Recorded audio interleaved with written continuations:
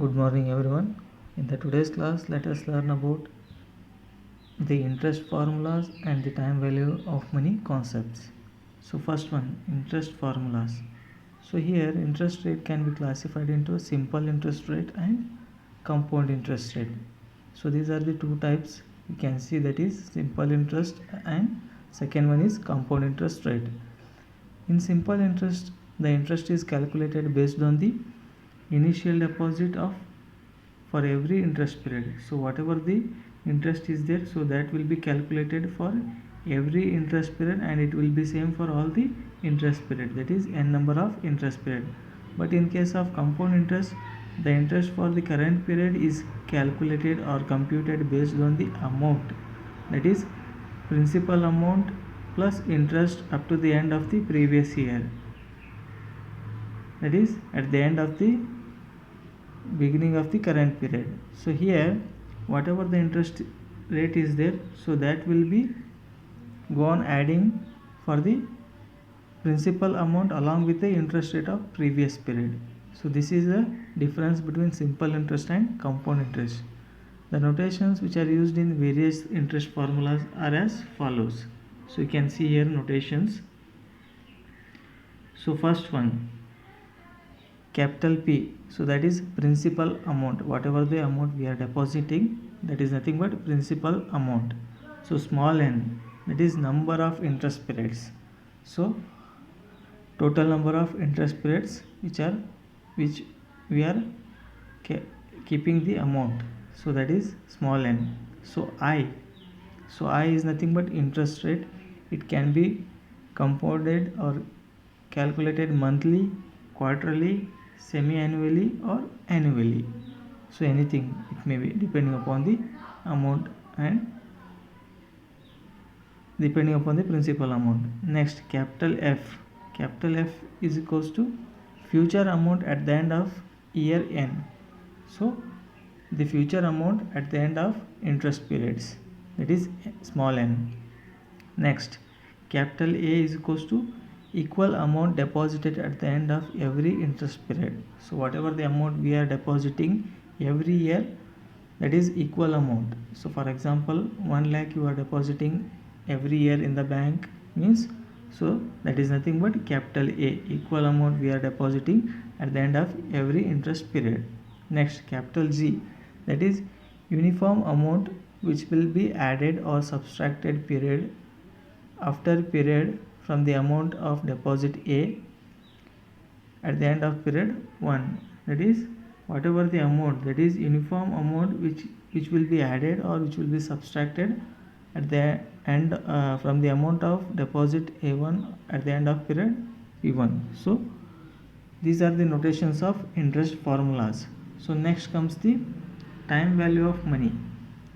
So second concept, time value of money is generally expressed as interest amount.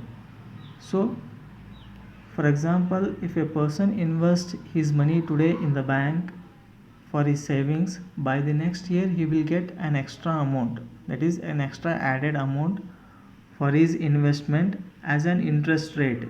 So that is nothing but time value of money. So as the time is increasing, the value of the money what we are depositing, so that is also increases and it is expressed as interest amount. So whatever the initial deposited amount will be there, so that will be calculated with an extra amount, that is interest amount along with the time period. So that is nothing but time value of money. So this is about the interest formula as well as time value of money concept. So now let us learn this concept in depth, that is in detail one by one. So first one is simple interest. So simple interest. So as I told that the simple interest is said to be simple when the interest is charged only on the principal amount for the interest period and it will be same for all the periods, that is n number of periods. So this is the formula to calculate the simple interest, that is I of t is equals to P(ni) divided by 100. So where I of t is equals to total amount of interest, capital P already we know that principal amount, small n is nothing but number of interest periods, and small I is nothing but rate of interest in percentage. So this is the general formula to calculate simple interest. So next comes the compound interest.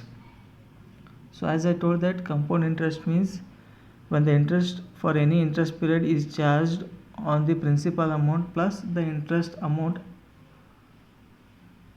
added in all the previous interest periods. So the interest for the next year is calculated based on the principal amount along with the interest of an previous years.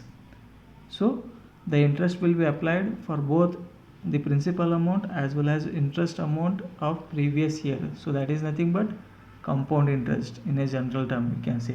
So this is the formula to calculate the compound interest. So I of t is equals to P of 1 plus I by 100 it is. So don't confuse it as 1000, so make it as 100. So P of 1 plus I divided by 100 raised to n. So as we know that, so what is P, what is n? So just now we have learned. So this is the general formula to calculate compound interest. So let us solve one example so that the concept will be cleared easily. So take one example. A person has taken a loan of amount 1 lakh rupees from a bank for a period of 5 years.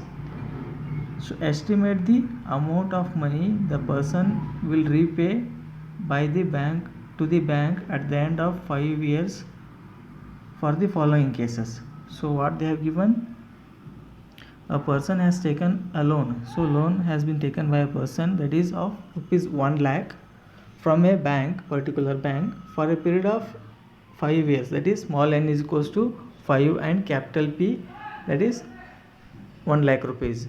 So estimate the amount of money the person will repay to the bank at the end of 5 years for the following cases. So what are those following cases? So first one is considering simple interest at the rate of 8% per year. So this is one case, and second case is considering the compound interest at the rate of 8% per year. So the interest rate is same for both the cases, that is 8% per year, but they have asked to calculate simple interest along with the compound interest. So let us move to the solution part. So take first case, that is considering the simple interest at the rate of 8% per year. So as I told that we know the formula, that is P, that is I of t equals to P(ni) divided by 100. So as we know that P is equals to 1000, so sorry 1 lakh, and I is equals to 8%, that is compounded annually, and small n is equals to 5. So substitute those in the given formula just now we have learned. So calculate.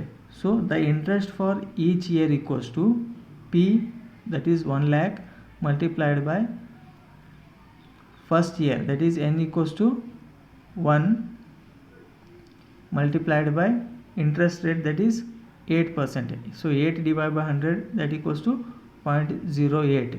So that will be 8000.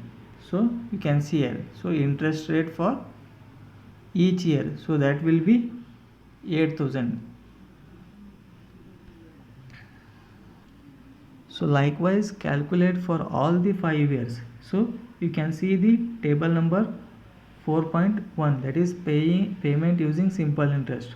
So at the end of year, that is EOI first year, so amount of interest is 8000. Just now we have calculated based on the formula. Total amount owed, that is at the end of first year, total amount will be 1,08,000.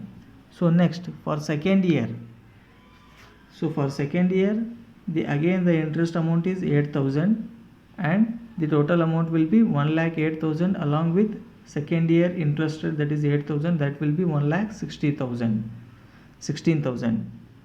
So as I told that the interest will be same for all the years, that is n number of years. So here n equals to 5, so it is same for all the 5 years. So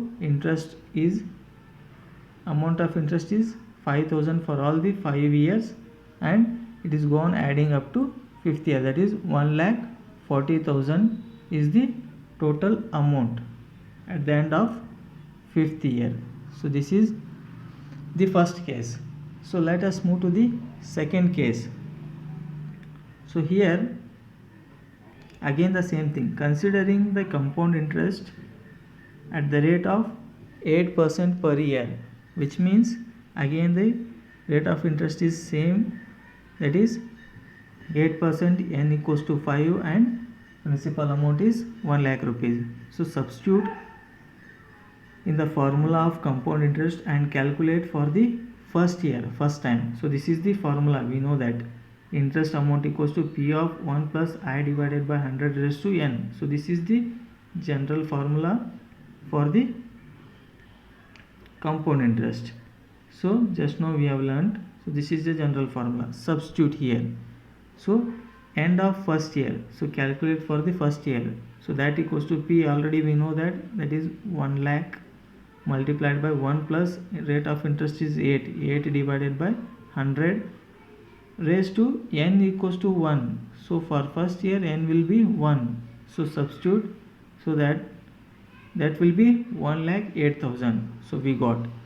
So next, so as I told that in the case of compound interest, the interest will be applied for the future year, that is for future year or for next year, the interest will be applied for principal amount along with the interest amount of previous years. So for second year, end of second year equals to, again substitute, that is substitute in the formula P, that is 1 lakh multiplied by 1 plus, again I is same 8 divided by 100 raised to 2 now. So n is 2 now for n equals to second year. So calculate, so that will become 1,16,640.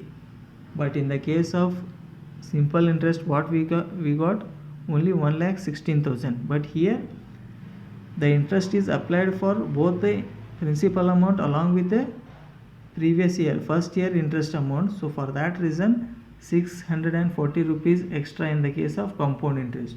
So likewise calculate for all the 5 years. So first year the interest amount is 8,000 and the total amount is 1,08,000. So for second year interest amount is 8,640 and the total amount is 1,16,640. So for the third year again the interest will be applied for 1,16,640. So next it will become, that is amount of interest become 9,331. So total amount is 1,25,971. So likewise up to 5th year. So for 5th year interest amount is 10,883 rupees and the total amount is 1,46,932 rupees. So this is the difference between the simple interest along with the compound interest. So next move to the other type of interest problems along with the cash flow diagram. Then what do you mean by cash flow diagram? So here you can see the figure below here, that is 4.2 cash flow diagram. So it is a graphical representation in which that is both cash outflow as well as cash inflow with respect to the time scale is generally referred as cash flow diagram. So here you can see here cash outflow along with the cash inflow.